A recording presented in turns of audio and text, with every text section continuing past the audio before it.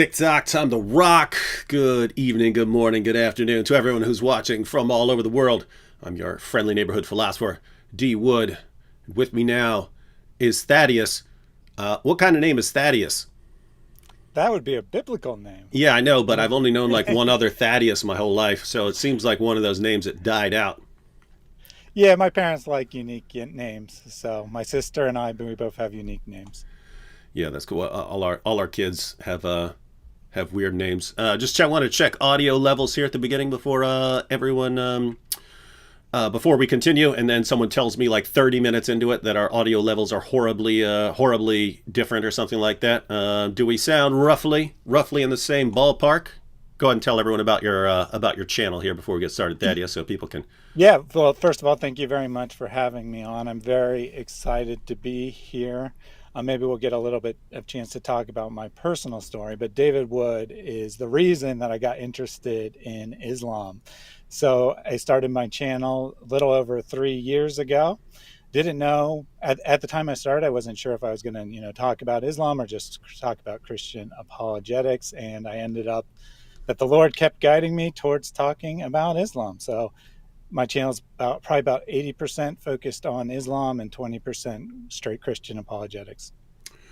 All right. Why don't you? Well, you now you opened the door. So let's go ahead and get a little background on your story before we get started. There, no, there's the elephant in the room, namely the guy who stole Hatun's Quran. Did y'all see that? Did y'all catch that?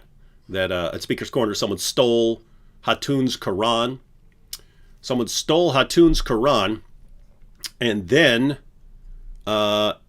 police arrested Hatun for it because that's just how they roll. That's just how they roll, apparently, in the UK. What many people don't know is that was the Quran that they stole was the Quran I gave to Hatun. I could be wrong about why I gave that to her. I believe that someone stole her Quran one day before that, and that I sent her a custom D. Wood Quran as a gift to make up for the one that was stolen. So now they stole the Quran that was a gift because they stole another Quran. Notice, the Quran that they just stole would never have been made if they hadn't stole the other Quran, right? If they hadn't stole the first Quran, that Quran would never have been made. And what's just absolutely wild here, what's absolutely wild is these guys don't know how many Qurans I have, right? I mean, they don't know how many Qurans I have to make more custom Qurans. I mean, they're all over the place. I mean, so this is Arabic, of course. And then if you want, with the English with the English and Arabic, you've got like the Yusuf Ali. You got study Qurans, like I have the study Quran, then I have the critical Quran by Robert Spencer. Then, oh my goodness, you guys haven't even seen Qurans. You don't even know Qurans. You don't even know Qurans, man. You do not know. I save this. I keep these in store for occasions just such as this one. Occasions just like this. I mean, my goodness. This thing's as big as I am. Look at this. Look at this Quran. You see this? They seriously want me to customize this, as only I can, and then Hatun to show up at Speaker's Corner. And when they see me give this to Hatun as a gift, then they'll want to steal it, knowing for a fact that I will just send 10 more. It's like, it's just weird, man. This is weird stuff, right? And most people don't seem to get it. The few people that get it are people like Sajid, right? Like Sajid will respond. He'll if he sees this situation, he'll go, "Guys, why are you stealing her Quran? You know what David Wood is going to do. Why are you doing it?" He'll get it, right? But it's always, hey, let's do this thing, and we know how people are going to react, but let's do it anyway, even though it will result in, desecration of something or blasphemy against something. And it's weird. It's like they want us to do it. Deep down, they want us to do it. Anyway, weird situation. All right. Just wanted you guys to know, I've already invited Hatun on to talk about what happened. So we'll see if she's free sometime this week, and I'll go live with Hatun and we'll watch some video clips and so on. But right now we wanted to get to some channels and some video clips. But Thaddeus, you mentioned your background, so give us the condensed version. Yeah, I'll give you the brief version. So I became a Christian as a teenager, grew up in a Christian household, but never really heard the gospel. Grew up in a legal church that talked a lot about morality. No doubt that's not that uncommon that children are taught primarily morality. They're not necessarily taught the gospel. But after I heard the gospel as a teenager, I accepted Jesus as my personal savior. And within a short amount of time, I don't remember exactly how, but I became introduced to apologetics. So that was some 20 plus years ago. So I'm very naturally introvert, very shy. Only talk to people I know, and so I would have never imagined, like starting a YouTube channel or something. So how did that happen? Well, I was watching a YouTube video. I believe it was actually a Ravi Zacharias video, and someone put in the comments that their favorite apologist was David Wood. Smart. I Indeed, they were. Indeed, they were. I had never heard of him before that, so I went over to his channel, and naturally, the first thing I watched was his testimony video. One of the greatest videos ever created, in my opinion. And I was instantly very hooked on his content, very interested in what he had to say because of that video. So I started watching other videos, and of course, they're mostly about Islam. Before this, since I had a background in apologetics, I knew some basic arguments against Islam, certainly more than the average Christian would. But I also was very ignorant about Islam. For example, I didn't even know there was a hadith. It was like, okay, Christians have the Bible, Muslims have the Quran. Um, so I began to learn about Islam. And as a Christian apologist, one of my favorite things to study was always the historical argument for Christianity, the idea that you can prove or disprove Christianity based on historical inquiry. And that's not true of most religions. Most religions are very uh, immaterial, that they have religious ideas, they make claims about the spiritual world, but you can't really disprove or prove them from a historical standpoint because the founder or reputed founder is rather irrelevant to the religion. But Islam is different. Islam, like Christianity, if you disprove the foundational events of the religion, then it obviously must be false. Of course, that's not the only reason why something can be false, but it's a reason that was especially interesting to me. So I began to realize that Islam was something that I wanted to study, and was growing interested because of David Wood. At some point, YouTube recommended me an Islam critiqued video. This was actually before David promoted Colin the first time. He only had maybe like 1,500 subs at that time, maybe even less than 1,000. And I went over there, and because his channel was super small at that time, I was able to have start having personal conversations with him, and I ended up befriending him. I told him in private conversation that I was doing a apologetics type talk at my church, for a dozen people. That's the extent of my desire to talk to people. A dozen was pushing it, and he said, if you're doing it anyway, you might as well record it and put it up on YouTube. So I didn't actually record it live. I recorded it later, re-giving it to the camera, but that's actually how I got started. Colin was kind enough to interview me, guide me my start, gave me my first 50 subs or so. As I started to develop the channel, and that video had nothing to do with Islam. Obviously, that was actually on the problem of evil, on suffering, and as I began to work on the channel, I continued to realize just how much need there is to outreach to Islam. That most of Christian apologetics is focused on atheism. Atheists represent 5% of the world population at best, and like 100 million people. Meanwhile, there are 1.5 billion, close to 2 billion even, Muslims in the world now. And virtually no one was doing outreach to Islam, outreach to Muslims. So it started to realize, there's an abundant need. And I don't know about anyone else, but I actually find conversations with atheists to be extremely boring. They always go the same way. You give some sort of argument. They declare that doesn't count as evidence. Therefore, there is no evidence. Therefore, they win. And it just kind of goes in a circle. So at least personally, it made a lot more sense for me to be interested in Islam. So started making videos on that, and here we are today. All right, and I just wanted to add one little thing to what you said. You mentioned that you're introverted, and so what Hmm. would you be doing on YouTube? I just wanted to tell any potential future YouTubers out there, it's actually perfect for introverts, right?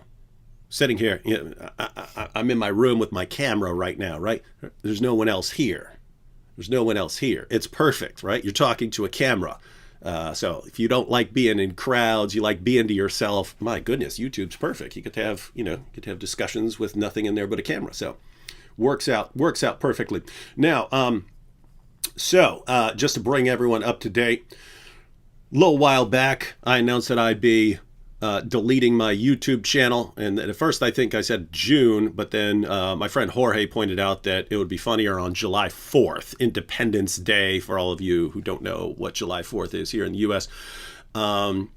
So I went with July 4th, and a while back, I posted a video inviting people to recommend channels that I should promote before I go. And I said, specifically what I'm looking for is channels that are underrated, meaning, they, given the quality of the content, they should have more followers than they do. And sometimes that'll just, that because people haven't been on very long or people haven't caught on. It's actually, there's so much content on YouTube, it can be kind of difficult to get started. So we're looking for people to give a little push. And then people gave a ton of recommendations. A lot of those recommendations were for what I wasn't looking for, namely people who already have big channels or people who are already well known. So they don't, I could probably get them a few more subscribers or something like that. But there are a lot of people who are already well known.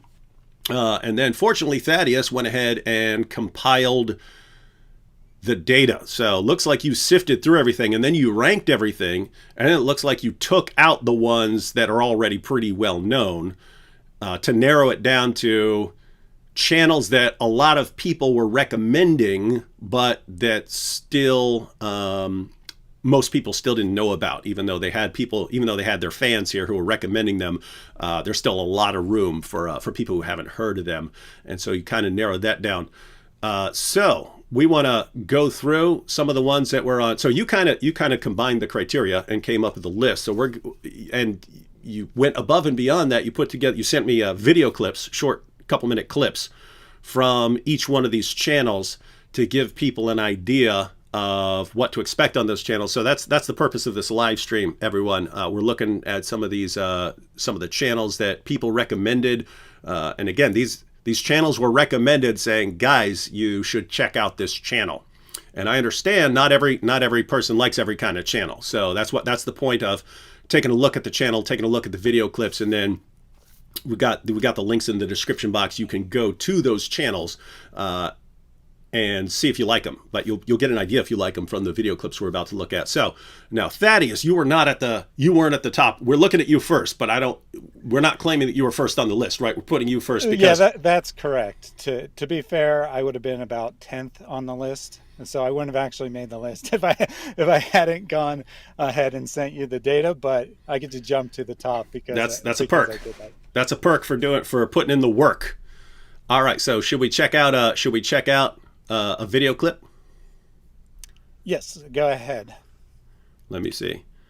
Even though I've been using this program for years now, I'm still terrible at technology. All right, now guys, some of the volume levels on these clips are going to be lower than we're speaking, and I won't be able to adjust them all because they're coming from all people, different people's recordings and so on. So we'll do the best we can.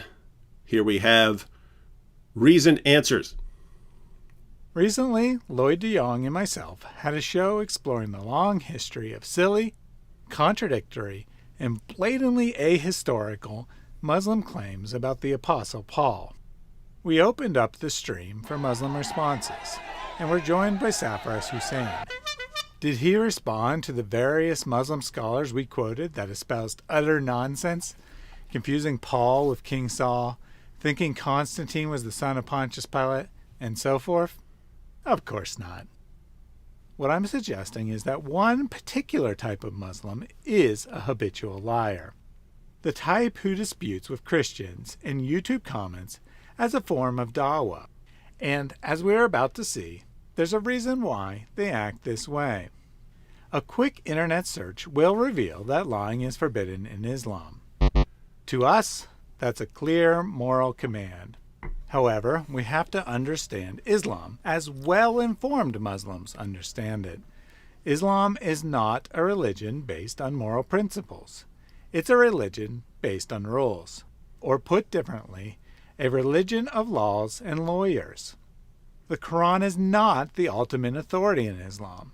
The scholarly consensus, that is the opinion of the lawyers, on how to interpret the Quran and the Sunnah is the ultimate authority. Wow. As such, we need to turn to the legal, or Sharia, guides to understand Islam. Let's take a look at what Reliance of the Traveler, the most popular such manual, states on lying. This is an explicit statement that lying is sometimes permissible for a given interest. If lying achieves a good end, tricking non-Muslims or smoothing over a relationship, it is a good thing to do. The end justifies the means. But actually, it gets worse. Reliance explains. When it is possible to achieve such an aim by lying, but not by telling the truth, it is permissible to lie if attaining the goal is permissible, and obligatory to lie if the goal is obligatory. So, lying is not just permissible, but obligatory if the outcome is obligatory and truth won't accomplish the desired end. Is it obligatory for Muslims to wage war on non-Muslims? Yes. Yes. Is it obligatory for Muslims to give dawah? Yes. Yes. Is it obligatory to continue until all the world has converted to Islam, or at least agreed to acknowledge their inferiority and live as subjugated people? Yes. Yes. Yes. So the end is obligatory. But how can Muslims accomplish that end? Can they convince anyone to convert to Islam by telling the truth? Absolutely not. Islam is morally depraved and intellectually bankrupt. The only possible way to get an average person to convert is to trick them. Well, that was pretty much the most racist thing I've ever seen in my life. Yeah, I am an Islamophobe. It's okay. I saw you grinning throughout your video too. Is that just your normal look, or are you one of these guys who is amused at himself? Well, I do chuckle at my videos a little as I'm editing them. I won't lie, but I also am pretty fun-loving in general. So it's not just my videos that I chuckle at. I chuckle at a lot of videos. Here we have from Sunny Sparkles. They always pick on St. Paul. Paul was an amazing man, and he didn't hook up with a 6-year-old. That is true. Yeah, in fact, I have an entire series from way back in the day called Paul versus Muhammad. I think it's like 26 or 27 video series or something like that. But it was, I just went down the line comparing Paul and Muhammad in every possible way I could compare them. And in every relevant way you can compare two people in terms of their reliability, Paul wins. And you put it all together, my goodness. And I say at the end, that's funny because, Paul's not even our main guy. So a guy who's not even our main guy is vastly superior to Islam's only guy. It's the only guy they got.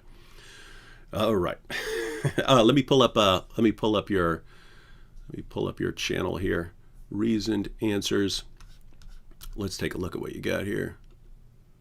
All right, so here we have Reasoned Answers. Looks like you have just under 10,000 subscribers.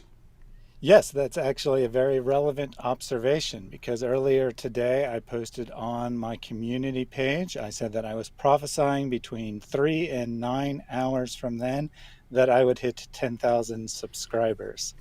So if everyone wants to go over there and prove that I am just as good of a prophet as Allah's best prophecy, if we can even count it as a prophecy, just like for me, it wasn't exactly a hard prediction to make since I knew that I'd be on this channel today. There you have it, and you have the link is in the description box, and people have been sharing it in the chat as well. But yeah, any of the links of the channels we're checking out should be in the description box. So here we have Reasoned Answers, just checking out Deconstructing Dawah Tactics, Rhetoric, Distraction, Deception, the Beauty of Sharia. See? Busted. We caught you talking about the beauty of Sharia. 5 Dumbest Claims about Islam, Refuting Islam in One Word, Mormonism. My goodness. It's getting doubly racist in here. How Islam... Well, I don't know if critiquing Mormonism can be racist though, because that's I know they're the whitest. religion. They're the whitest people in the world, but I'm just going with the idea that any minority religion is a race. And then we have hey, there we have some stuff with me. I see my face and some stuff there. And so anyway, ladies and gentlemen, I'm just putting these topics up here so you can see which of these topics you might be interested in, and you can check those out. And again, link to the channel is in the description box. All right, so final quick appeal. Thaddeus, why should people subscribe to your channel? Yeah, I would say that about a year ago, I took some time off, and when I came back in December, since I've come back in December, I've been being much more intentional about the way I do things. I'm getting really interested in editing my videos, providing some fun little elements to them. And I think I wouldn't say that my early content is necessarily like the best in the world, but I would say that I feel a lot better about my content recently. I've been putting a lot of effort to it, and I think that it's really paying off. Even before today, there was definitely a lot of momentum building, a lot of people saying positive things about it. And even more importantly, I know of 2 Muslims who have told me that they personally told me that they came to the Lord as a result of the content. So, all right, well, there you have Reason Answers. Now, what's next on our list of channels that people need to check out? So the most recommended channel, just to be clear, was Christian Prince, but that obviously doesn't qualify. So the most recommended channel that actually fit the criteria was God Logic Apologetics. God Logic. So, and God Logic, I think most people who heard of God Logic only heard about him recently with the interaction with Sheikh Uthman. So should we go ahead and check out a clip from that? Yes, let's do that. All right. And God Logic, I did see God Logic in the chat, right? Yes, he was here at least at the start. All right, let's check out a clip from God Logic here. Since I just started my platform, what I like to do is try to show how interfaith dialogue, even though we fundamentally disagree on everything, basically. Everything? Not everything. I said basically. Come on, bro. I said basically. We both believe there is a God. We do. Okay, so but we don't that's what I said basically. Even though we have, let's say many fundamental disagreements, we can still do this. Sure. Laugh as we're just talking, dapping it up, chopping it up, and I want more Christians and Muslims who see this stuff to be able to have these conversations without the malice, without the we gotta one up you and yada yada yada. I agree. So I had a question. Go for it. About the Messiah. All right. So from the Islamic perspective, what does Messiah mean? So you're talking about Messiah, right?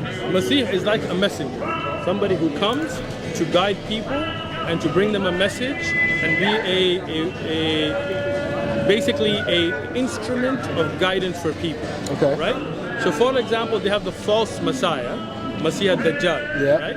Now he's got his own message, but his message is a false message. Yeah. Right? So Isa ibn Maryam, for example, he was the one that came and he guided people towards the truth. Right. Right? So he can be called a Messiah in that sense. So my question then would be, then could Muhammad or even Noah or any of the other prophets count as being messiahs? So in Arabic, we use 2 terms, right? For prophet and Rasul, right? One is Nabi and one is Rasul, right? You already know this stuff. A little bit. I'm learning a little bit. So every prophet who is chosen is Mustafa, right? Mustafa, like the one who's chosen, is going to be a prophet. But not every one of them will be a Rasul. Right. Right? Because Rasul gets Risala. They get a message revealed to them, right? So Islamically, yes, the Prophet Muhammad sallallahu alaihi wasallam, Ibrahim alayhi salam, because he had the Suhuf, Isa, Jesus, Ibn Maryam, and those are all Rusul, and you can call them in that sense Messiahs as well. Okay, so you can call the other Sure. prophets messiahs. Why not? So why aren't they called messiahs? They then? are. I mean, what do you mean they're not? So okay, so Muhammad, Alayhi Noah, and these other prophets, they're called messiahs. You could call them messiahs if you like. I mean, what do you mean they're not called? So nowhere do we only find Jesus being identified as the Messiah. Where? In the Quran and the Hadith. All right, very good. So go to 1 Corinthians for me, chapter 2. Go for it. Here you go. You don't know where it I know is, where man. You got Corinthians is. all right. Go to I it, got you man. on Corinthians. I was just trying to help you out. Wrong way, man. You got to go the other way. Corinthians in the New Testament. Shake. I got you. Relax. We've gone over Corinthians many a time. All right, good. You should know where it is. That was funny. For anyone who doesn't know what happened in the follow-up, I don't even think I saw that. I think I saw one of the follow-up videos that was discussing. Matter of fact, I think it was the DCCI video. Where did I see that? Where did I see the video? That was they were discussing Sheikh Uthman's response, where he was supposedly bringing a hadith where other people can be called messiahs, and it was actually a footnote or something like that. And so his defense, I guess, was, oops, he made a mistake. When if you talk to Sheikh Uthman, he's doing this all the time. He's one of the people, and this is just very common for lots of people. The idea seems to be, say whatever you need to say in the moment to win your point, even if it can be totally refuted later on. Just hope that no one bothers to actually come and point out that you were misrepresenting things. And this is the reason it would be common for someone like Sheikh Uthman, is that video is pretty recent for him to be focusing on. For years, he's just doing dawah. And if you got people coming up to you on the street, you're not going to see or at a park, you're not going to see most of these people again. So you can kind of say whatever you want, right? You can just make things up all you need to. And so looks like he was thinking, oh, here's a guy and I can make something up, and oh, he came back, but this guy's not going to know any better, so I can say whatever I want. I can make things up. And then he got busted for it. And oops, my bad. And so it's a situation where there are only two possibilities. Either he knew what he was doing, he was deliberately deceptive, he was deliberately lying, or he's incredibly, incredibly ignorant of, if you can't tell the difference between a hadith and a footnote, you got some problems there. All right. So what are your thoughts on God Logic apologetics? Yeah, well, just briefly to add to what you said about the footnote controversy. So Avery, that's God Logic's actual name, he went back then the next week. Uthman, even though he said, I'll bring you multiple books, he brings them a single piece of paper that he printed out. And what he did is he combined a hadith and a footnote in Arabic, but the Arabic portion that he claimed was Messiah was actually a typo, and actually didn't even say Messiah. Oh, wow. It said beautiful Sharia is what it said. And there was a typo that made it look like it said Messiah, and he claimed that was a proof of what he had said, even though the hadith had absolutely nothing to do with the Messiah. The footnote, if you actually read it, he surely knew that it was talking about the Sharia law. So, but the reason that I chose this clip, first of all, I put that first little portion because that's where Avery makes his declaration of what his channel is all about. And then, of course, the dialogue with Uthman, because that's what has made him famous. His channel's only, a month or two old, and it's already up to like 5,000 or 6,000 subscribers. So because of utterly exposing Uthman, he's absolutely blowing up, but still, relatively small. And it also is representative of what he does in general. He has live streams where he invites Muslims on, and he has very friendly conversations with them, jokes around, has a lot of fun while making a serious point, getting them to actually think about what they're saying. And he's very good at asking good questions. You could see that in the Uthman video as well. He's not arguing with Uthman. He's just asking him questions, and he forces him into this situation where he makes something up just by asking good questions. And that's something that you can do just by asking Sheikh Uthman questions. The natural inclination is to say whatever I need to say. So think about the situation here, ladies and gentlemen. the underlying problem is that Jesus is identified as Messiah, and the Islamics, they have no clue what this means. They have no clue what this means, right? So why is Jesus the Messiah? What is different about him? And you can make something up, right? You can make something up about the word Messiah and say, aha, this is why Jesus is the unique Messiah. Or you can say, well, yeah, other people can be Messiahs too. In which case you got to defend that point. And looks like Sheikh Uthman has earned his name Sheikh Ibn Fibbin, because again, ladies and gentlemen, two possibilities here. Either he knew he was lying. Because keep in mind, I mean, he's I've seen pictures of him in his library. He's got all the books. Why in the world do you bring in a printout of a page unless you're deliberately messing around with it? But notice a brand new guy that until very recently most of us had never heard of, GodLogic here, Avery, was able in a very short amount of time to expose Sheikh Uthman for making things up and get him to admit that he had at least made a mistake. He tried to downplay it. He's not deceptive, but very quickly got Sheikh Uthman to embarrass himself. And then even though GodLogic here is showing up and saying, hey, we can get along while we're investigating these things, people eventually started thugging out on him. Right? Didn't they go into thug mode after this? I recall some clip about that. That sound familiar?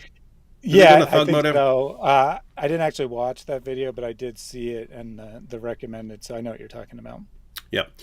All right, so let's take a peek at GodLogic's channel here. GodLogic Apologetics. 6,340 subscribers. So he's got at the top here Sheikh Uthman versus GodLogic. And let's see. Live discussion with Muslims. So he has live discussions on his channel. You mentioned his discussions earlier. Does the Quran deny the crucifixion? How to prove to a Muslim that the Bible is from God. Interesting stuff. The GodLogic Project. All Muslims are invited. Sheikh Uthman Ibn Farouk. Final footnote. Lie. Open discussion. All Muslims invited. So looks like he regularly invites Muslims for. My goodness, is that a 6.5 hour open discussion? That's dedication right there, right at the top there, towards the middle. The GodLogic Project. All Muslims invited. 6 hours and 33 minutes. That would, I don't know I think my record is like 4 hours or something like that. And then I think I'm at the bottom of the page already. Yeah, I mean, it's a brand new channel. Okay, so brand new. Well, that's actually pretty rapid growth then. Yeah, so you're right. It was the Sheikh Uthman thing, because 6,300 subscribers may not seem like a lot, but for a channel that just started, that's a lot. That's a lot. You're by far the hardest 1,000 subscribers to ever get is your first 1,000 subscribers, and so. Yeah, it took me somewhere around 2.5 to 3 years to hit 6,000. So yeah. All right. So, all right, Thaddeus. Final thoughts. Why should people subscribe to GodLogic? I would just say to subscribe to him, because if you like live streams, if you like dialogue with Muslims, subscribe there, because he has very friendly conversations. They're not. Sometimes these things get into like shouting matches and such. They don't go that way on his channel. You actually have good conversations. All right, so that's GodLogic, ladies and gentlemen. He's in the chat as well. So you have the link to his channel. Be sure to check him out. And I mean, if I were those of you who are watching, I probably, unless you see a clip from someone and you're just like, oh, I can't stand that guy's approach or something like that, we'll probably go ahead and subscribe to everyone we're talking about now, and then so you get some recommendations, and then check them out. And then if you don't like them, then later on you can unsubscribe. All right, so GodLogic here says, thank you guys, I appreciate you, David and Thaddeus, no problem. And so who do we have next, Thaddeus? So next on the list is Testify, and this is a channel that I think I had seen like once or twice before you asked for recommendations, but it wasn't a channel I was subscribed to. It wasn't a channel I watched. So it's a perfect example, and It's straight Christian apologetics. It's not about Islam. So the fact that your audience was recommending it really suggests a lot. Yeah, that's interesting because I'm not familiar with the channel. But yeah, people were recommending it, so that means some people are watching it. All right, so should we check out Testify? Yep. Here we go. When were the Gospels written? Most scholars say that the Gospel of Mark dates between 66 through 70 AD, Matthew and Luke around 85 to 90, and John 90 to 100. Skeptics like Bart Ehrman imply that they're too late to be reliable, as a decades-long time gap leaves plenty of room for myths and legends to creep in. When it comes to history, chronological closeness matters. But where exactly are critics coming up with these later dates? When you dive into the literature, you find that many biblical scholars date Matthew, Mark, and Luke past 70 AD for one main reason: Jesus' prophecies regarding the destruction of Jerusalem and its temple. The so-called scholarly theory is that Jesus never said these things. They were put into his mouth to make him out to be an amazing prophet. Yes, I'm serious. Almost the entire late dating scheme is primarily based on the question-begging, anti-supernaturalistic premise that Jesus could have never prophesied the coming devastation of Jerusalem in such detail. Prophecy is on par with leprechauns and unicorns. But there's a growing chorus of scholars who challenge these assumptions, and they're not all hardcore Christians. Even some atheist scholars like Maurice Casey or James Crossley have challenged late dating. Well, why is that? For starters, if you know anything about Israel's history, Jerusalem's downfall had happened before in 586 BC. Let's take a look at 2 Kings 25, 8 through 10. It reads, "On the 7th day of the 5th month, in the 19th year of Nebuchadnezzar king of Babylon, Nebuzaradan, commander of the imperial guard and official of the king of Babylon, came to Jerusalem. He set fire to the temple of the Lord, the royal palace, and all the houses of Jerusalem. Every important building he burned down. The whole Babylonian army under the commander of the imperial guard broke down the walls of Jerusalem." It's these kind of details,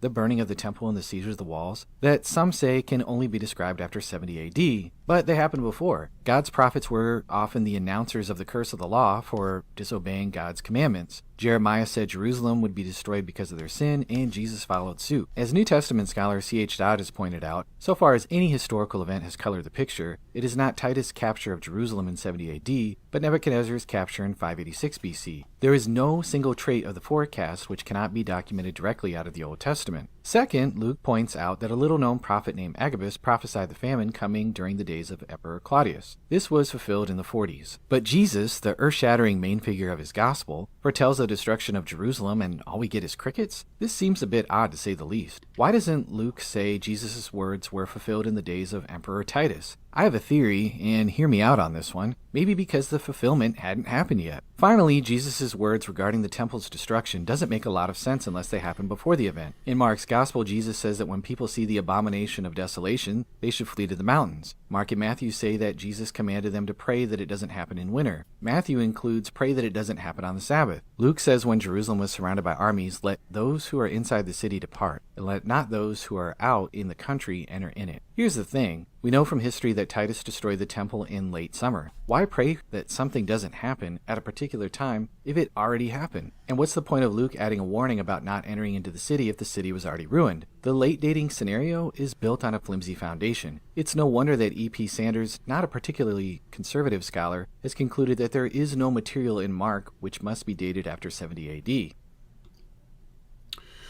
Interesting stuff. Do you know you checked out their channel? Are most of the videos like that with the Yeah, the so graphics? this is the channel of Eric Manning, and most of the videos are on the subject of New Testament reliability. That seems to be his main focus, and most of them are this kind of beautiful animation style. And someone pointed out, Baseball King here said, Testify is also on TikTok. And that makes sense because I see a video there of him with Inspiring Philosophy talking about bringing Christian sanity to TikTok. So, by the way, everyone, Inspiring Philosophy is also on TikTok, so that makes sense. So we got some TikTokers here. Let's go ahead and check out this channel. Welcome to Testify. Got some helpful channels here. Huh, I don't see my channel listed. I guess I'm not helpful. Then we got shorts. Makes sense to be making shorts because I think you could do double duty with those on TikTok. You can make a short for YouTube and then the same format for TikTok. All right, so the historical reliability of the Gospels. Yes, Josephus really mentions Jesus. Yes, Tacitus mentions the historical Jesus 5 times. Archaeology silenced critics. The Gospel authors knew local geography. Okay, looks like, I mean, yeah, this looks like this looks like good stuff here. Yeah, I mean, it's interesting that I had never heard of this channel because it especially aligns with my interests. You know, it's all about the reliability, about these historical arguments. He makes these careful arguments, drawing on scholarship and answering objections from skeptics and so forth. So I really enjoy it. Yeah, I just had Jonathan McClatchy on, discussing the maximal data approach to defending the resurrection, because you have a couple different ways that people can go, and we discussed that in that live stream. But it looks like down here in the bottom corner we see learn to make a maximal case for the resurrection, and we saw Jonathan McClatchy's channel linked up here. Oh, and Lydia McGrew. So yeah, so it gives us kind of an idea, and it makes sense with defending the historical reliability of the New Testament and so on. That would be his approach. So everyone, you've got the link in the description box to Testify. And all right, Thaddeus, final thoughts on Testify and why people should subscribe. Yeah, I'd say if you're interested in making objective arguments for audiences that, don't necessarily believe in the reliability of the Bible from the start, to definitely go here, because the historical argument is very powerful and his videos are very enjoyable to watch. All right, and going back to Elle here had a comment on God Logic. She said, been doing this for years and I'm nowhere near that reach, so his work is seriously paying off. Praise God. She's commenting on how rapidly his channel has been growing. But Elle, I think you're getting a boost here pretty soon. All right, what are you laughing at? You don't know what I'm talking about. Well, you might. I don't know. I don't know what anyone knows. All right, what do we have next? I just thought you meant from putting the comment up and saying that she has a channel. No. We can do bigger things than that. Okay, I don't know what you're talking about then. So. All right. All right, who do we have next? So next up on the list is Adam Seeker. Adam actually has 2 channels. He has an English channel and he has an Urdu language channel. He's an ex-Muslim convert to Christianity from Pakistan. So he speaks Urdu as his first language. And I say this in all genuineness, that I think that his Urdu channel is probably one of the most important Christian channels on YouTube, because there are very few people who can reach people who speak that language. And it's such a massive audience. Like my second biggest source of views by country. The top, my biggest source of views is the United States. Second is India. So there is a hunger out in that part of the world for information on these topics, and so someone who's actually doing it in Urdu, big help. All right, should we check out a clip from Adam Seeker? Absolutely. And since we are English speakers, we will check out an English clip here. Adam Seeker. So everyone, Adam Seeker has an English channel and an Urdu channel. Hello everyone. This is your favorite Murtad live once again, and today we are gonna have some fun. His camel kneeled down and dismounted and lay his head on my lap and slept. Abu Bakr came to me and hit me violently on the chest. Now that makes sense. You know why it makes sense? Because here in Arabic they can't do much, because it says shadida. It says shadida. Let me show you.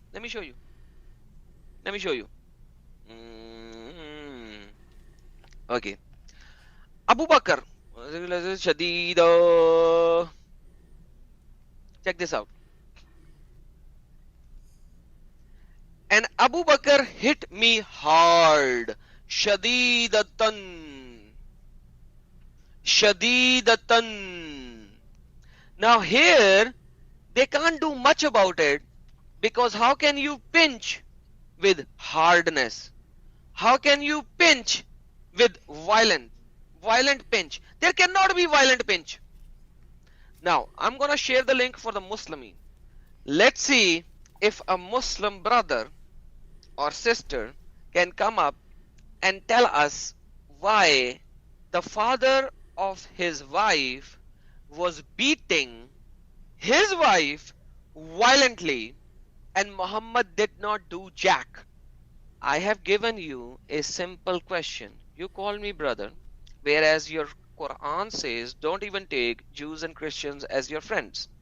Now, let me add you in and I will allow you to speak. And if you speak nicely, we can have a reasonable discussion. If you keep on barking like a dog, this is what is going to happen, and then you will run away like a dog with the tail behind his legs. Let me add you in. You have heard me clearly. Are you going to be nice or are you going to act like Muhammad? Be acting the way you're going to be acting. You give me a thing. I am acting. Don't I cut did me not off. abuse you. Your God already fucked his. Okay. Get lost. Now you are banned from studio. Bye bye, you demon possessed Muhammadan. Alright guys, let's see. It says children of Adam, Ya Bani Adam. If there come to you a messenger from your relating to you, my verses. Who comes to you? Who comes to you? A messenger relating my verses to you.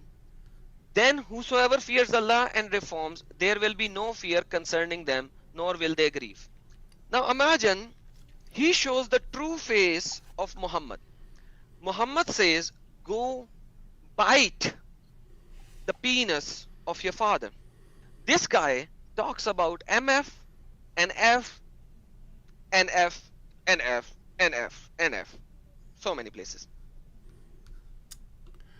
All right, and I've seen several people point out that the first thing I was thinking when I was watching that, which is Seeking the Narrow Way, said he reminds me of Christian Prince.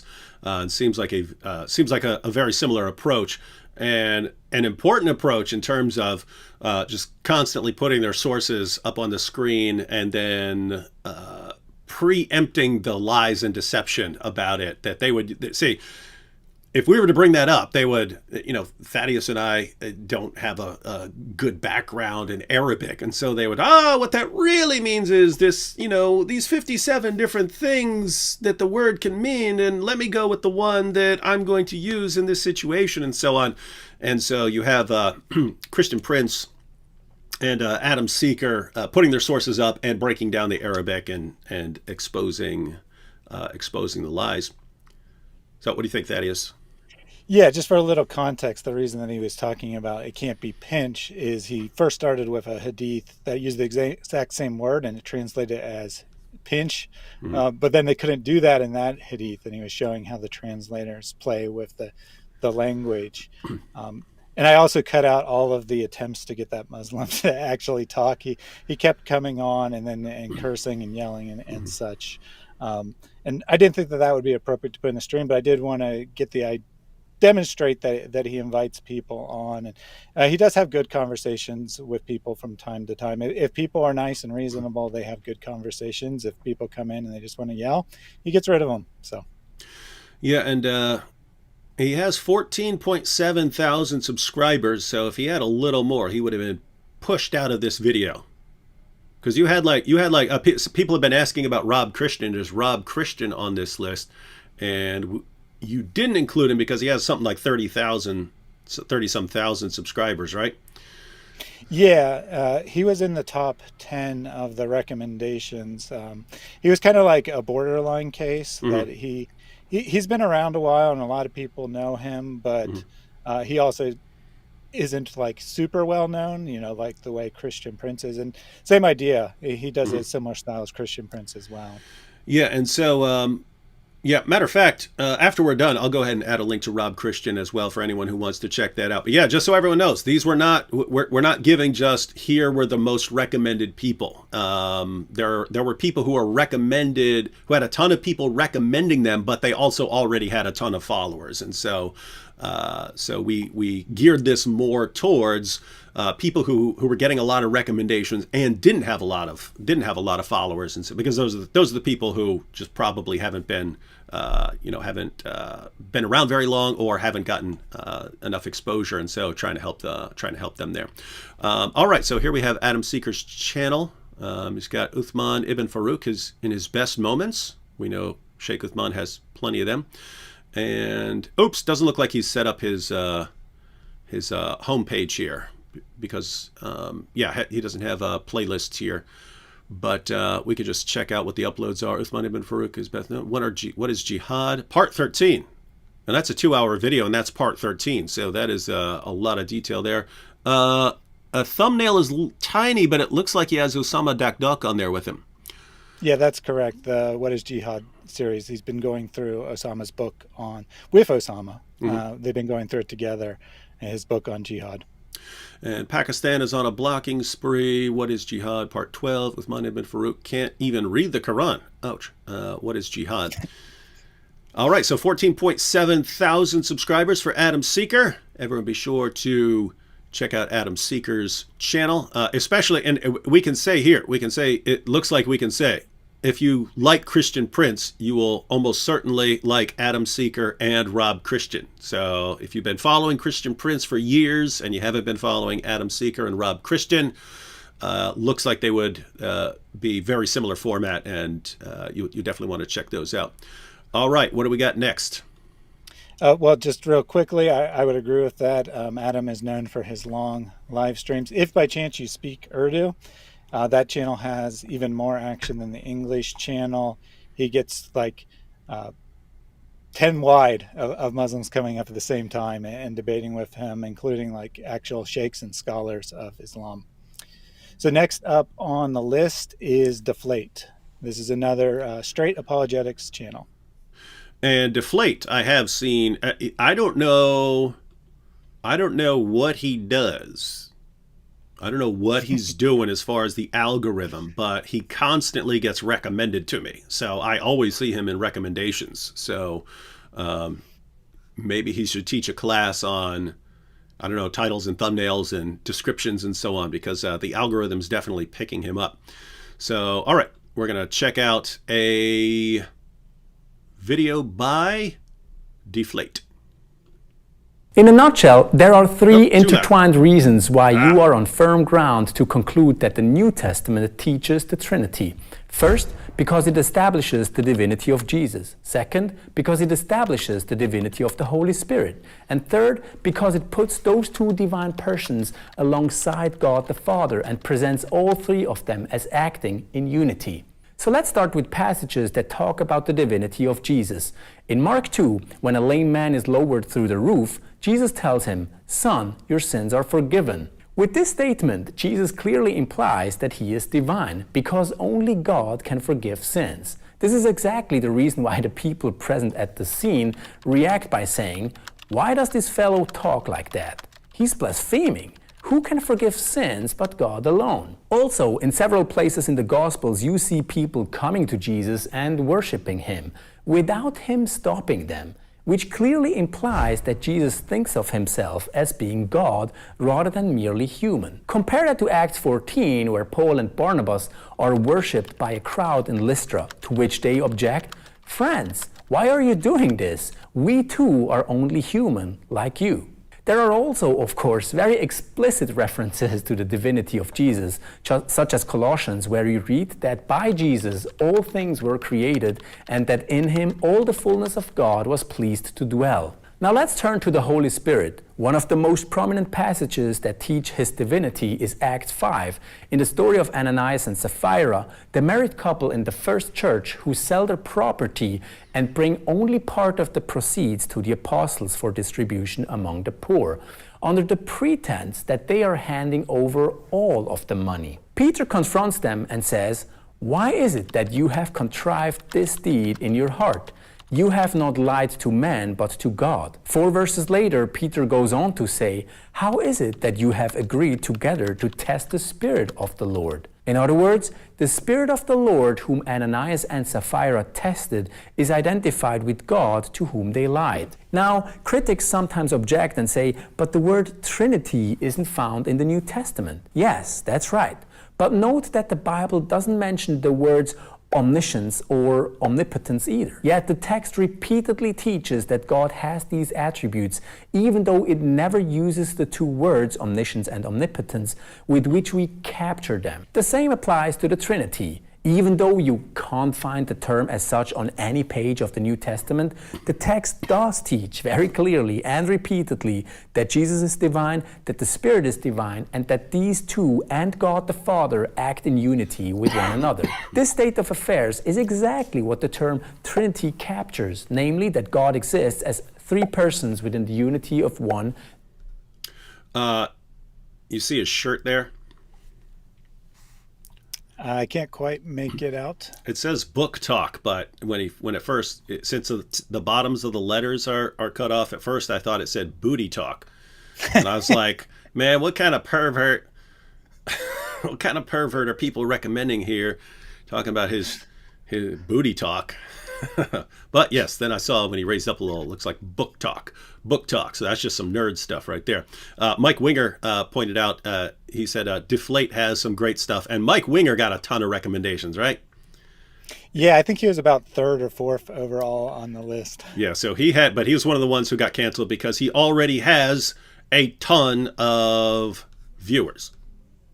Yeah, I love Mike Winger. He's probably my favorite non-Islamic content Christian channel.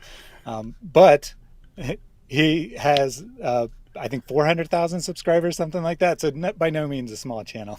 Yeah, you notice what he did. He came in and said, "Oh, I'll just sit here with my glasses in front of my bookcase and just roll with that." I wonder where he got that idea, right? It worked. I mean, when I first saw his channel, he only had like maybe 20,000 subscribers. So by copying you, he's managed to gain a lot of subscribers. Yeah, he's got a ton of them. Their nickname is Wingalings. His subscriber community, they're called Wingalings. We call them Wingalings. Wingalings. All right. And he's saying that he got canceled. He got canceled for having too many subscribers. All right, but yeah, everyone, if you're not subscribed to Mike Winger and you like live streams, he's one of the guys who really prepares his videos, like spends a lot of time going into a lot of depth, spends a lot of time reading all the relevant materials on it, then discussing it. So check this out. But Deflate, very well-made videos here going through apologetics issues. And let's go ahead and check out his channel here. So Deflate, 18,000 subscribers. So he was almost out of this live stream. Yeah, I think that he had the most of anyone that made it. But on the other hand, since it wasn't a channel about Islam, I thought there's a much greater chance that people wouldn't know about it. Notice he's got good thumbnails here. He's got good thumbnails because, again, you always want to, when the algorithm keeps recommending a person's videos to you, it's the algorithm's taking into account things that you've watched in the past, but also, things like click-through rate, how many people see the video and then click on it and so on. So he's doing some stuff right here, and so I think this guy's going to keep growing. I think he's going to keep expanding, like without any recommendations from me. But yeah, looks like it's basically good. You want good content, you want well-made videos, and you want good titles and thumbnails. And so looks like he's doing it all correctly. All right, final thoughts on Deflate. Yeah, I wasn't familiar with this channel before the recommendations, but I watched several of the videos and I was very impressed with the editing and the pacing as well as the arguments. And it looks like he has a combination of live stream Q&A interviews and with very interesting guests in the shorter, well-edited videos. So he's definitely on his way. All right, guys. So And just one other quick note: the volume thing, that was my bad. I think that it accidentally got doubled up when I put it in the editing software, because the original is not like that. yeah, don't worry about that. I can adjust stuff once we're in there, but I have to just hear it a little bit. But that's pretty standard for video clips to have different volume levels. All right, so that's 5 of the 6. So who do we have last? So the last one is Lloyd de Jong. He had the lowest subscribers of anyone to make the list, and he was tied for 4th place, I guess, with Deflate for the most recommendations after I took out the channels that had massive numbers of subscribers. Okay, so low number of subscribers, but still a lot of people recommending him. That's a good sign. That's a good sign. Exactly. All right, so let's go ahead and check out. Let's go ahead and check out a clip from Lloyd. Here we go. So today, that's a little low. I'm going to be talking about Sharia law. I need to demystify and explain what Sharia law is and explain its importance in Islam. Yeah, explain it. When you only study the Quran and the Hadith, you do not get the full picture. You get a tiny picture of Islam. There's a chapter in the Sharia called Holding One's Tongue. It's about keeping secrets. It's about knowing when not to speak. And it says, do not assist one another in sin and aggression. Now, understand, these meanings may be slightly ambiguous, right? But also, do not let your brother do something that would bring shame on Islam, right? That would break the law of Islam. So, for instance, speak of giving directions to wrongdoers, showing the way to policemen and tyrants when they're going to commit injustice and corruption. 2015, Bataclan massacre. Those men that committed that atrocity were in Molenbeek in Belgium. For 2 months, no one for a long time told the police where they were. Why? Because they're following the Sharia law. Because showing the way to policemen when they're going to commit injustice and corruption. Why? Because those Muslims did not commit an atrocity. They were following the law of Allah. They were doing good. They were commanding the right, and they were forbidding the wrong. Understand? So, therefore, the policemen who would arrest them are the ones who were going to commit injustice. But also notice here, sin and aggression, right? Something that is wrong, where you must hold your tongue, it is wrong to teach questions of sacred law to those learning it in bad faith. So right now I'm teaching it in bad faith, and you as my audience are learning it in bad faith, because you are not learning it to apply the knowledge in your lives, i.e. to become a Muslim. So Deen embodies perspectives on existence, that's your Aqidah, your life, society, and socio-political system, governance. Right? Islam is a complete and a competing ideology and a system of life and society, like communism, right? A political, ideological system. For Muslims, Islam is a superior ideology that towers over other isms like capitalism and the resultant socio-political systems. It is a political framework for managing mankind's affairs. Islam combines civil, moral, and ritual law. Right? There's very little distinction between them, whereas of course we make these differences. Within Judaism, they make the differences between the ritual, the moral, and the civil law. And of course in Christianity we only have the moral law. Jesus did not legislate parking tickets and how to, give fines to people. All right, so that's before I forget, I just saw a comment over here from 2 Messianic Jews. They said his video "Atheism is not a lack of belief." This is from a little earlier. He said his video "Atheism is not a lack of belief." Sorry, atheists is impressive. I only put this up because 2 Messianic Jews is a channel that people should be following. I've known these guys for a while. These are younger guys, and for people, even people who who've been in apologetics for a while. If you think of Messianic Jew, it's basically Michael Brown. It's like the one guy you think of. And so check out the channel 2 Messianic Jews. I will add that later into the description box, link to their channel. I keep meaning to have them on, and we keep I'm too massively disorganized. Like, we've planned to do things in the past and just somehow not gotten around to it. But check out their channel. Now back to Lloyd. Yeah, so I've known Lloyd for a long time. He's been a major contributor to my channel. The recommendations were based just on the data, but he did make the top 5. He You like to describe Sam as the Assyrian encyclopedia. I describe Lloyd as the Sharia encyclopedia. He has a lot of expertise in Sharia. He comes from a security background. He worked in the Middle East for more than a decade in counterterrorism type efforts. So he has a deep understanding of the culture. He has a deep understanding of the way Muslims think, and he also is very talented at research. He comes up with these great finds that no one else seems to come across. Actually, one of his most popular videos was looking at the Philistines and not about Sharia at all. That's actually that's what we call.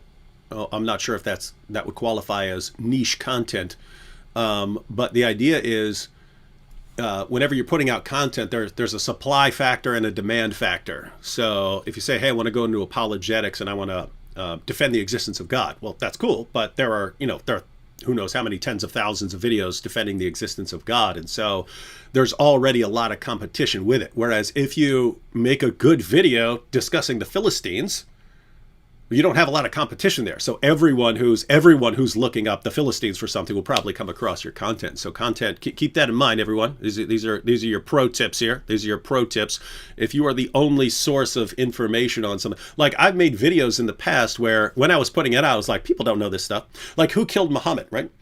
I put out my video, Who Killed Muhammad? It's got a couple million views or something like that, but I knew, hey, there are a few of us apologists who know this information about Muhammad, but no one's really packed it all into a video and put it out there. The same thing with Muhammad Ali and pointing out who he was actually named after and that guy's background. I was like, people just don't know this. The point here is, when you are loading content onto YouTube, when you're making a YouTube video, you should be thinking how many videos are doing the same thing out there. Doesn't mean you shouldn't make it, even if there are already 100,000 videos on the topic.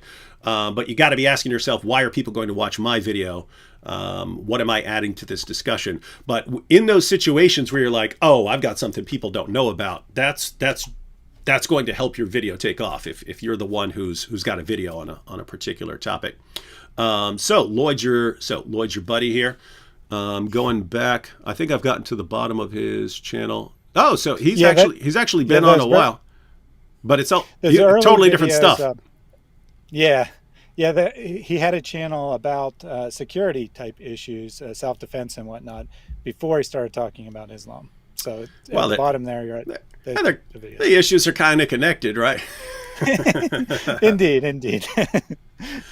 All right, so Lloyd, you're saying this guy has some serious brain power and knowledge, and yet has 4,400 subscribers. So final thoughts on why people should subscribe to Lloyd here. Yeah, I mean, he was the smallest channel to make the list. Clearly, his content is starting to catch on, so you get in now and you're on the ground floor. All right, so everyone, those are the channels that keep in mind. There were channels who had, like Mike Winger and Christian Prince. There were established channels that did have a ton of people recommending them that we did not want to include because people already know about them. And there were many more channels that were recommended that don't have followers and that don't have a ton of followers and so on. So we looked for that sort of sweet spot, people who were underrated given the quality of their content. And so we recommended these 6 channels. We could have given many, many more, but the point is, if we come on here and say, hey, here are 50 channels to follow, guess what? People aren't following most of those channels and so on. If we say here are 5 or 6 or something like that, then hopefully we can help some channels out.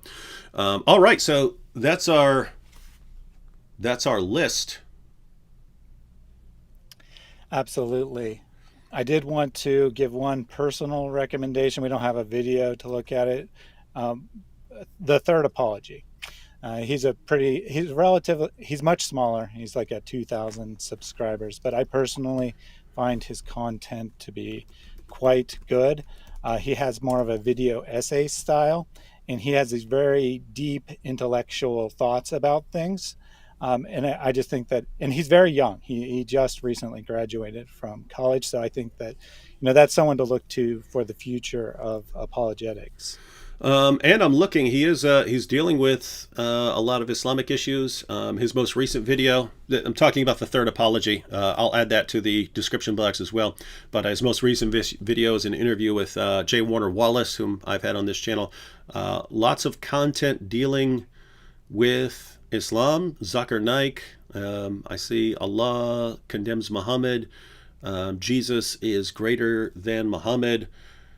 The high cost of using the Islamophobia card. So yeah, we didn't. I'll check out some of these. See if I can recommend some content.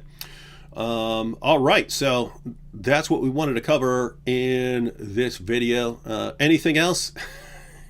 Yeah, so I got a couple housekeeping measures for you. So in, I believe it was January, maybe February, I issued a debate challenge to you to debate the topic whether Muhammad was a prophet, with me taking the yes side, that I would argue that he is a prophet. Obviously, I wouldn't argue for it in the way that Muslims would like, but I would argue in a way that he is a prophet. Would you be interested in doing that debate at some point in the future? It's possible. My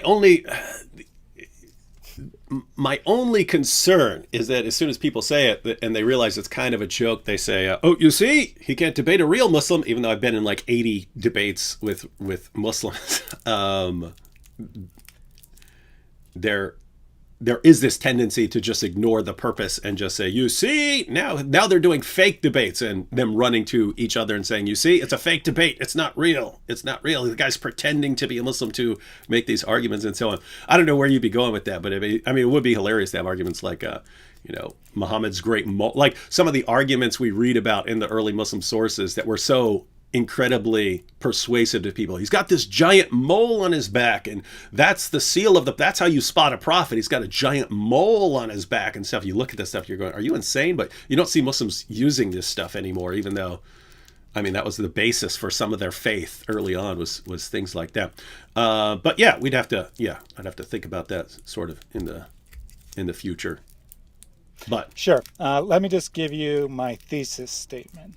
And that's that Muhammad is so incompetent that no one would have voluntarily followed him, so he must have had some sort of supernatural help. Mm-hmm. That's good. Like that's similar to the approach I take in debates about whether Muhammad existed. But it's weird because I actually believe this is how the main reason we know Muhammad existed is no one would have invented this nonsense about some guy. And the question is that persuasive enough to overwhelm the lack of sources, the lack of early sources, and it kind of depends on how much stock you put into embarrassing testimony. But yeah, that would probably be a good direction to go for Muhammad.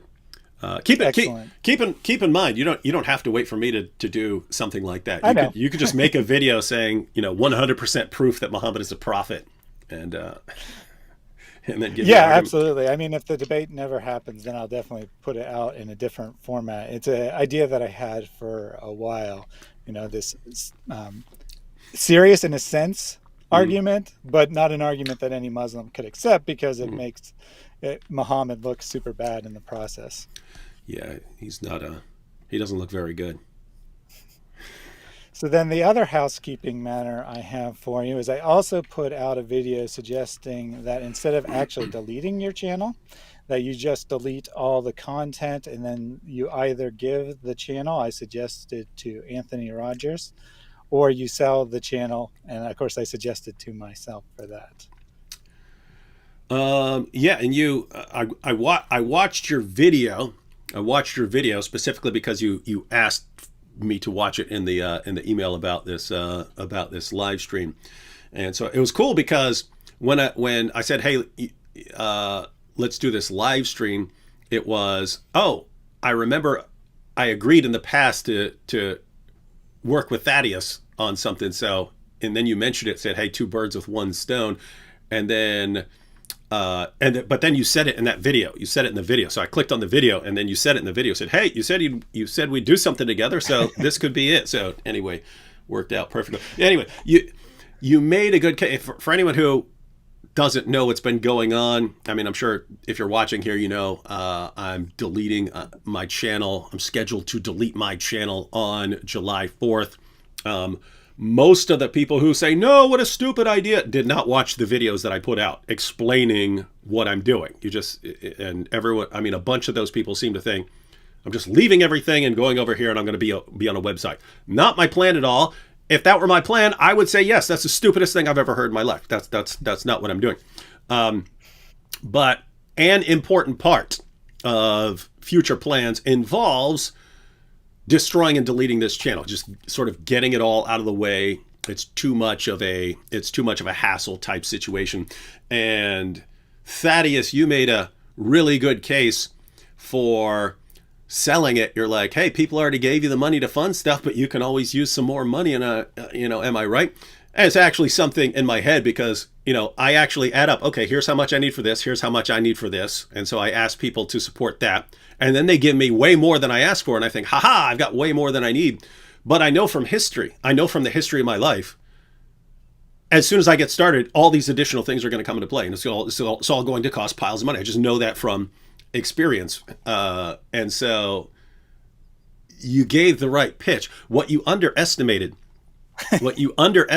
in your video, in your case for why I should give away the channel or sell the channel, and have people delete the videos. There's a reason for deleting the videos, ladies and gentlemen. There's a purpose. You agree that there's a reason for deleting the content, right?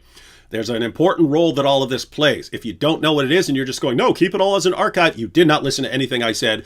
And what you're telling me, I'm not talking to Thaddeus now, I'm talking to those of you who say, just keep the channel as an archive. You did not watch anything I said or did not understand it, because there is a very important reason for deleting the channel as far as being on the internet for a long period of time. The way they are coming at this channel, they will ban you forever, period. And then you can't be on ever again. So that's what some of you are saying when you say, keep it as an archive. Great. You're saying, hey, 3, 4, 5 months from now, be banned completely forever. So there's a reason for taking a different approach. I've got a way to beat the system. What Thaddeus is saying is he's got a solution that takes into account everything I've said and doesn't involve completely deleting the channel. It's just delete the content, give it to someone else, or sell it to Thaddeus, and then keep it as a channel. And then that person then has all those all those subscribers and so on. And so the only flaw there is you underestimate how hilarious I think it would be to delete my channel. I just think I know other people don't think like this. And I don't know if it's a psychopath thing or whatever. I think it would be hilarious. I think it's just hilarious to take something and then destroy it in front of everyone to show that, guys, you shouldn't be putting your trust in it. You can do this with anything. I would think it's funny, right? If some rich guy went out and bought a Lamborghini and then just smashed it to pieces or something, I would think that's hilarious, right? Guys, I just bought a Lamborghini. I do not need this Lamborghini.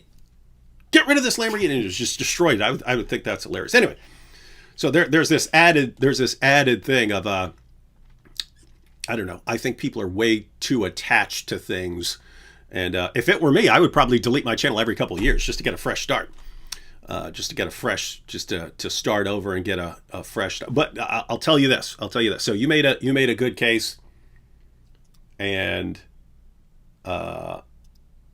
earlier today I'm granting the possibility that something could change my mind, because God could give me a sign or something like that, or someone could make an airtight case. But I was still like 99-1 in favor of deleting my channel.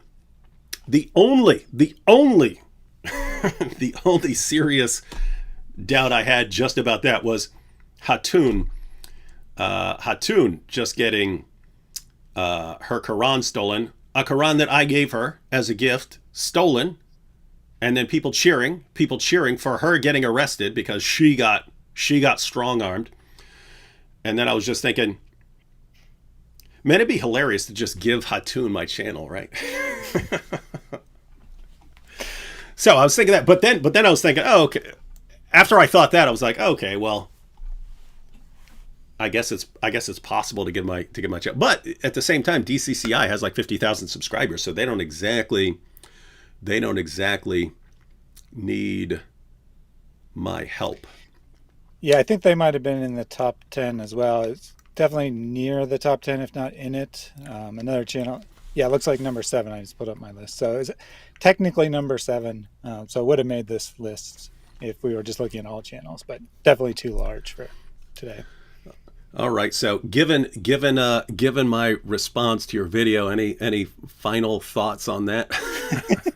I know that, keep in mind, I know this will sound stupid to everyone. I just want to, your average person would think that it's not funny at all to destroy something that you've worked 13 years on.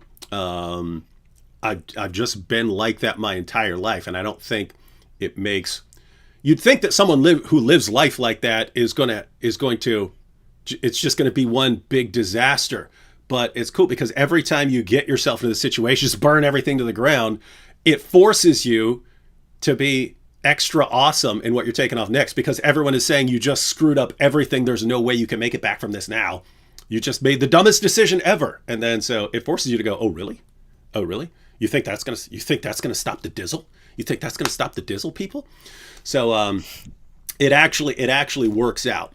Like, I have no doubt I'm about to put out some of the greatest content that's ever been seen in the history of YouTube, even better than all the other content I put out over the years. But what are your thoughts on this, Thaddeus? Yeah, I'd say that's a fair response. That's a good response. I'd suggest continue to think it over and maybe consider that if you are not able to delete your channel during that live stream, if you have to delete it an hour later or whatever, maybe then reconsider.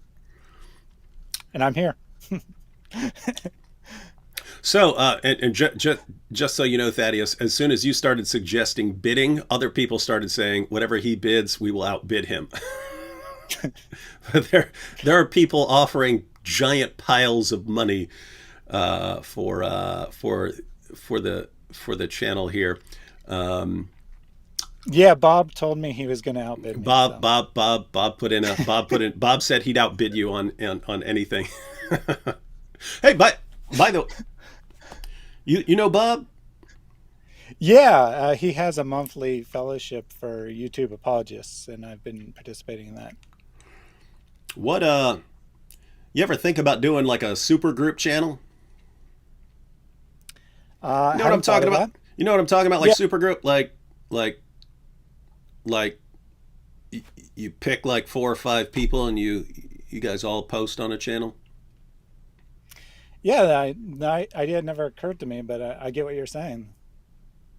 Very interesting idea.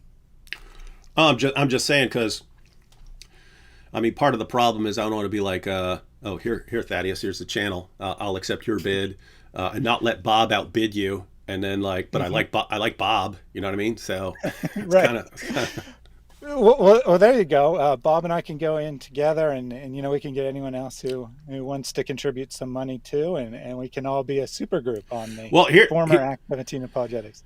Here's the thing. I don't want to, just because, again, I know for a fact it is a problem. I always massively underestimate how much time something is going to take. I always massively underestimate how much money things are going to cost. Just so everyone knows, I mean, I think it's a mental defect, because I'm the guy who sits there watching the MMA fight going, man, I could take these guys. I just hit him like that when he came in, and I know it's false, right? I know I can't do it, but that's how I feel. I feel like none of these guys could stop me, and so on. So I had like these delusions of indestructibility and so on. So I always seriously underestimate what it's going to take to get stuff done. So I actually wouldn't want to turn money down. At the same time, I wouldn't want to bankrupt a bunch of apologists unless you guys just have massive stacks of cash sitting around.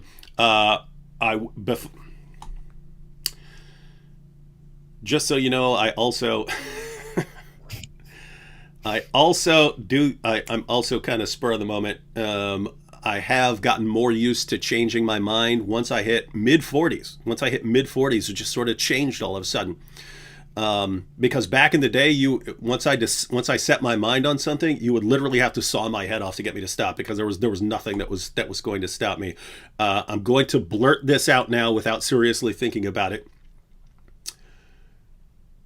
If you wanted to run and again, this is only because the people with Hatun yesterday ticked me off enough to say, how can I do something that will annoy them? And giving Hatun more access to something would help that. If you wanted to put together a little super group of like 4 or 5 people who can all use the channel, it doesn't mean they're posting all their content. I think it's good to have your own channels, and then like, once a week or something like that, each person, tosses something into the mix or something like that. Man, I feel like I'm just going to change my mind as soon as I stop, but it'll be too late, because I will have said it, and then I will feel bound to stick with my deal. If you wanted to take the channel, stick with your deal as far as deleting the content, except for maybe, let's say 10 views. If you're doing it as a super group, you can actually leave a few things up, like Nabil's testimony, a couple of the videos that have performed long term and still get lots of views, just to keep things going. I would take your introductory bid. You run the channel, but you put together a super group. Keep around 10 of my videos that still get lots of views, and you guys can run it as a super group. I could live with that, but I know as soon as I'm not live, I'm going to change my mind. But any thoughts on that?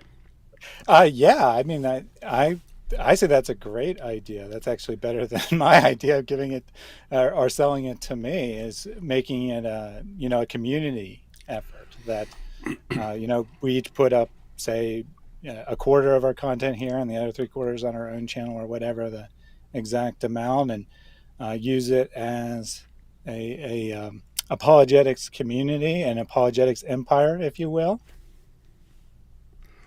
And then we have comments. Sarah says, would David still be able to be permanently banned from YouTube even if others own the channel? No, that's the point. Yeah, to be clear, David would sign over legal ownership of it, so YouTube could not ban him. They could only ban whoever was the owner, which would possibly be me. So they could ban me, I suppose, but they couldn't ban David. Yeah, it's the channel. It's whoever owns the channel is in trouble if the channel gets banned. Anna says, I hope D. Wood has prayed about this. I have. Thought about it. Actually had the desire to delete my channel and start over for years. Didn't, because there was too much cool stuff happening. And so it was with the YouTube annoying me, and the trust and safety team annoying me, it was just kind of pushing me over the edge a little bit, right? So I already kind of wanted to do that. Look, we see the problem here. Adam Seeker says, hey, David, you run it and allow others to post videos on it. No, Adam, that was the point. I need to get away from this channel, because I'll break it down in a nutshell for everyone, even though I've explained it in videos before. The YouTube rule is, if you get banned on one channel, you're banned on all of your channels. That's the official rule. Some people don't follow that rule. They'll I'm suspended for a week over here, so I'll go post over here. If they catch you doing that, they give you a strike. They give you an extra strike. And if they just totally ban you for one channel, they'll just ban you. You're not allowed to be on YouTube anymore. I've come up with a solution to all of that to make everything I'm doing unbannable. So the safe content Maybe I have a YouTube channel and I post my safe content, other stuff that's posted on other platforms. And if people should upload that to YouTube, it's not me doing it. I didn't do it. It wasn't me, right? So yes, it involves destroying this channel. I don't know, man. I don't know what a good idea is. All right. So we renamed the channel the Apologetics Empire, and I have a relationship with Adam. I have a relationship with Hatun. I have a relationship with Bob. So I definitely can get several people involved. I'm sure that no one is going to turn down that opportunity to post on this channel. So, all right. So, as far as what we're talking about here, are you proposing to buy my channel, you own it, and then you run it as a supergroup? That would be the proposal. So I'll take the legal ownership aspect, but everyone else who is picked to be part of the group, and you could tell me who you want me to ask to be part of it, but whoever is picked, they would have access to post, but I would be the legal owner. Yeah, and I mean, it helps to just have one person who gets final say and stuff like that, and yeah, you'd be the owner. But yeah, that makes sense. And no, you don't. But by the way, I mean, if you own it, you don't need to listen to me. But I'll toss you some. Well, I just meant, for recommendation. We'll call it recommendations. Yeah, we'll call it recommendations. Actually, we should be clear that you would not be telling me what to do, because we don't want YouTube coming back and saying this is just a front. Yeah. So definitely be clear here that it would be my decision as to what was posted, and I would listen to what David had to say if he told me anything. He may not even tell me anything. I don't know, but I would listen, but it would be my decision ultimately. All right. Well,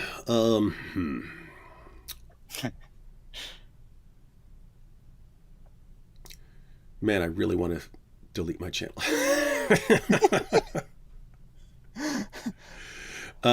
Gosh, what would I do on July 4th? I guess I could just delete like 1,000+ videos live. Well, yeah, you could have the live stream, you could delete the videos, and you could invite a number of us on, and we could, discuss what we're going to be doing with the channel. You could also put up a community poll and see what people want you to do, but I bet you it's going to be overwhelmingly not delete. So it probably won't tell you anything you don't already know. Gosh, this is tough. Because, I mean, keep in mind, I thought about it for a year and a half before I decided, okay, I'm going to delete my channel. And then everyone's saying, don't delete my channel. I'm thinking, ha, ha, ha. Guys, don't you realize I already decided and there's no turning back now? And then people offering me money and thinking, ha, ha, you think you're going to win me over with money? And then last second, right before you and I do this live stream on channels and so on, Hatun gets arrested for having her Quran that I gave her stolen. Right? And then me thinking, what can I do to annoy people? So, I mean, by the way, when I said like divine sign, I don't know if that's a divine sign or something like that, but that's the sort of thing I look for, because the only thing that would overwhelm, hey, this is the path I've chosen and now I'm stuck to it, is someone really annoying me and wanting to tick them off. That's always for future reference. Thaddeus, if you're ever in a situation where I've decided to do something, you want me to do something else, that's how to put it. But David, look what that person did over here, and think how annoying it would be if you did this in response. That's yep. All right. Yeah. So let's talk offline. I might have something to say about that divine providence as well. I don't want to claim anything on the air, but I have some more information that might be relevant in that regard. All right. I will tentatively lean in that direction with the understanding that other things could happen in the next several days. Absolutely. Because I will be talking to other people. Like I want to get Hatun on here in the next couple of days, and I think she said she's available after something like after Tuesday or something like that. So I want to talk to her. Because keep in mind, I'm saying this here.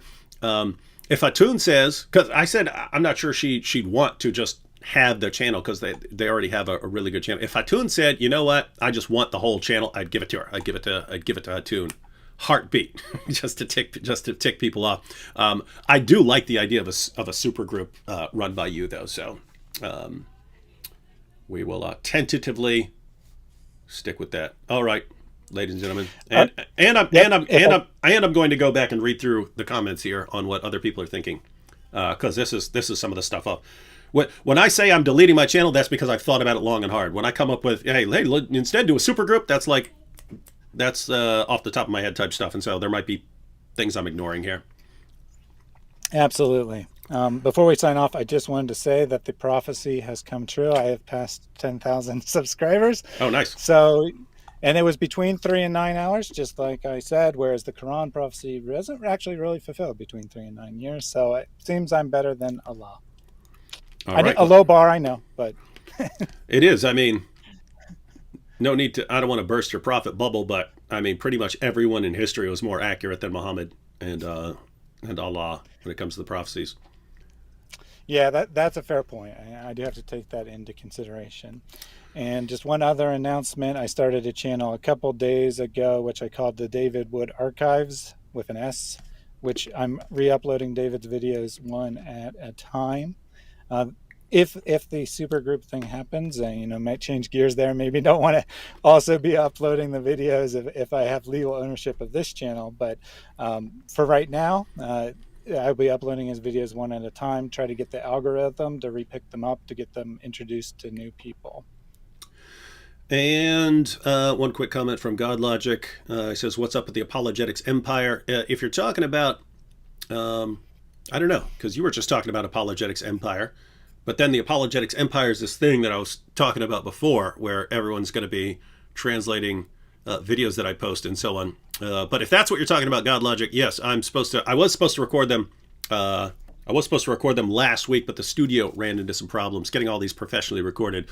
So that got moved to next month. So yeah, that'll be next month. And I'm also making a video, sort of a tutorial on how to make videos for people who, in case anyone doesn't know, I'm going to put out a video per week for an entire year. I'm recording the entire 52-part series next month. And the idea is I'm going to release the video with the full transcript, and people from other countries who speak other languages are going to take the transcript, translate the entire script, and then re-record it in their own language. They're going to do that each week for the entire year, so that by the end of the year, we have a full apologetics course dealing with Islam in dozens of other languages. So that was the plan. I've been talking about it for a couple of years. Never actually got to doing all the recording.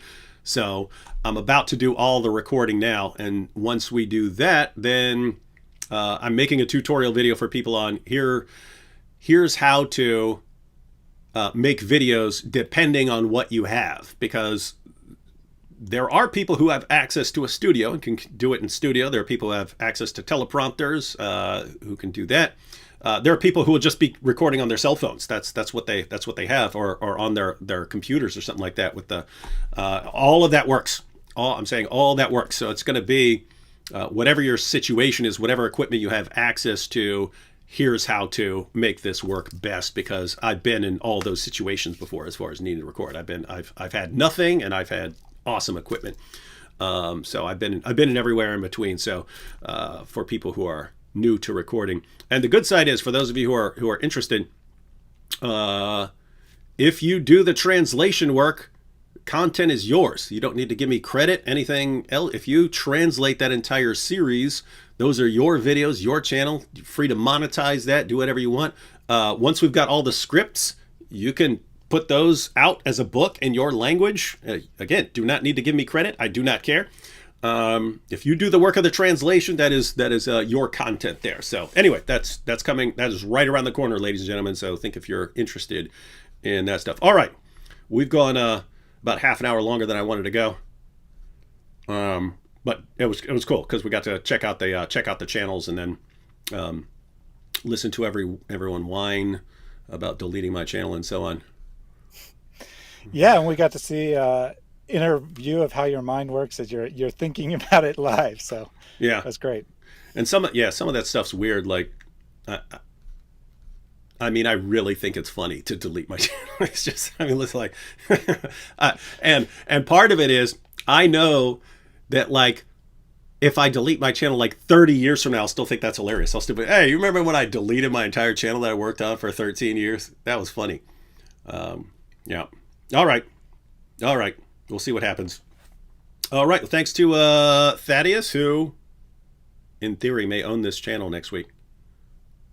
Awesome. We'll see what happens. All right. Catch everyone. Be sure to subscribe to all the channels that I listed. Check out the ones you like and the ones you don't. Shame on them for not pleasing you. Just kidding. Different people like different kinds of content, so find the ones you like. And there are a few more people that I wanted to get on here before we go, because I noticed that you didn't have a lot of the Speaker's Corner people there, either because they had, they already had a lot of followers, but definitely want to get Bob back on, and a couple of his friends, and Hatun as well. And so yeah, I'll be back here in the next. I'll probably be back a bunch this week. All right, catch y'all later.